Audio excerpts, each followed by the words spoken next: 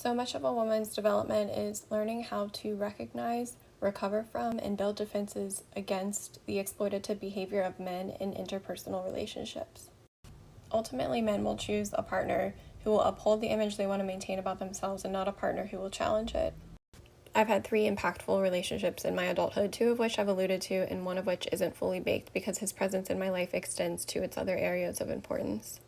But in each case, the men have moved on to fit other women into the plans I thought were exclusive to our relationship. And I realized that the degree to which I did or did not fit into their plans was always going to seal my fate. Men don't view or date women as individuals. They cast us as characters in their production, which is what facilitates a discard overlapped by or quickly followed by a new relationship.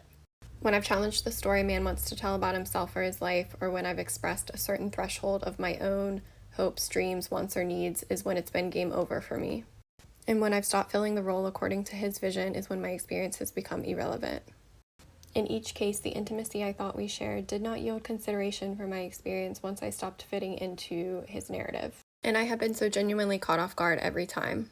Women are socialized to assume responsibility for their own destructive behavior in relationships and the destructive behavior of the men with whom they share relationships.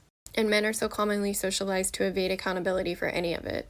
They jump from one scenario to the next until they can land somewhere that doesn't challenge the beliefs they have to maintain about themselves.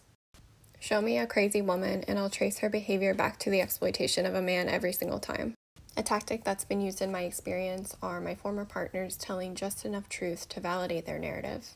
They will admit enough responsibility to sound reasonable and not as if they're deflecting all blame, so that people will listen to them. Our societal inclination to believe men and disbelieve women enables the rest, and the crazy woman trope is perpetuated. They're enabled to evade any sort of accountability and rinse-repeat with other women, while I drink protein shakes for 3 meals a day for months and spend years unraveling my position as a rung on this repetitive cycle in a man's life. I didn't have the perspective until later to recognize it was never about me.